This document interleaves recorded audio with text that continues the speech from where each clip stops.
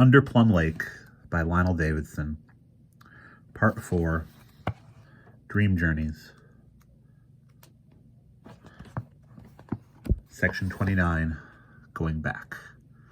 Nothing made sense to me then. I knew I had to go to Polzeal. I had to go in the tunnel and see if there was a barrel and a box there.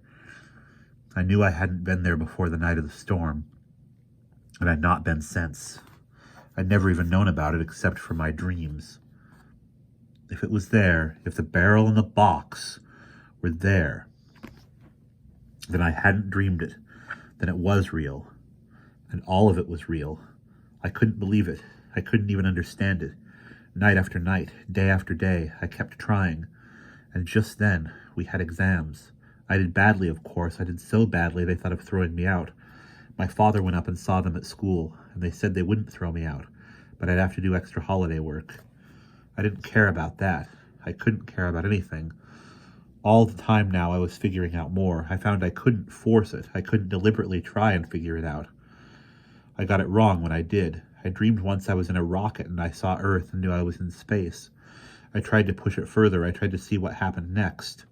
Once before, I dreamed of being in a place where fish swam in the air and angels played harps on clouds. I thought that's what happened next. I thought I'd landed on a planet where they did that. I forced myself to remember how I got there, and I couldn't. I put that to show the difficulty. The dreams were coming in a crazy order in snatches. It didn't help to go through my dream book. I couldn't put the dreams together. I decided just to let the dreams come. I'd go to bed and lie there waiting. I'd say to myself, I am going to dream now. I am going on a dream journey. I must have gone 20 journeys before we took off for Polzeal. I knew my parents were worried, and I was bothered they'd be watching me all the time at Polzeal. But that worked out too. My father said I had to do the holiday tasks in the morning, and nobody had to disturb me, so right away I took advantage of it. Right after breakfast the first day, I was back in my room. Inside 5 minutes, I was out of it again. I went out the window. I took a flashlight. I looked around to see no one was watching and started off for the cliff. I was trembling so hard my legs shook. I got to the cliff and heard myself breathing a strange, shivery way. I thought I was going to be sick. I thought I wouldn't find the hole. I thought I'd imagined it. And there wasn't a hole. But I hadn't imagined it. The hole was there. Even the bits of slate I'd taken off the top were still there, exactly where I'd left them almost a year ago. I just looked at them and licked my lips and shone the flashlight in the hole and went down. The hairs rose the back of my neck as I swung the flashlight round. Everything as I remembered. There was the doorway into the tunnel. There was the gun lying where I'd dropped it. There was the breeze still sounding like someone blowing a bottle.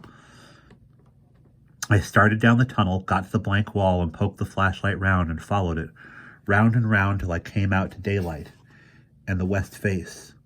There was the path again, zigzagging down, and the birds flapping up in alarm, and the last step far below, with the wrinkled sea beneath it. I started down right away, my heart banging. I slipped on the first few steps and remembered how I'd done it before, and did it the same way on my behind. The last leg of the zigzag, I got my feet again and reached the bottom step, and just for a moment wondered how I'd get back, but I couldn't care about that either, so I jumped and landed on the platform, and in one glance took in the lot. There were the 2 steps down to the cave, and the stone shelf at the back, with the old flashlight still on it. There was the barrel of hard tar secured to the wall, and the hole in the floor. I went to it immediately, saw seawater at the bottom, and stripped off. I went down the rungs, gasping in the chill, and took a breath and ducked. It was pitch black there, and I couldn't see a thing. But I felt the chain dangling where I knew it would be and pulled myself along it. After a few yards, the blackness wasn't so black. There was a blur ahead, the color of pea soup, daylight filtering through the sea. The end of the tunnel was ahead. Something was bobbing in front of me. 2 things were bobbing. I didn't have to go any further, but I went. I felt them. I felt the barrel and the box. I felt the smooth tar painted all over them, and turned and went back. It was black all the way.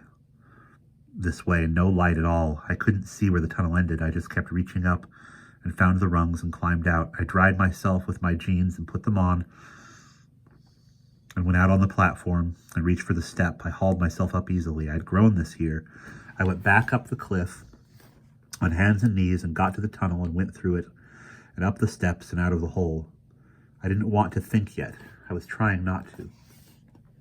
I was looking for a bigger piece of slate to cover the hole when I was suddenly sick. I was sick as a dog all over the grass.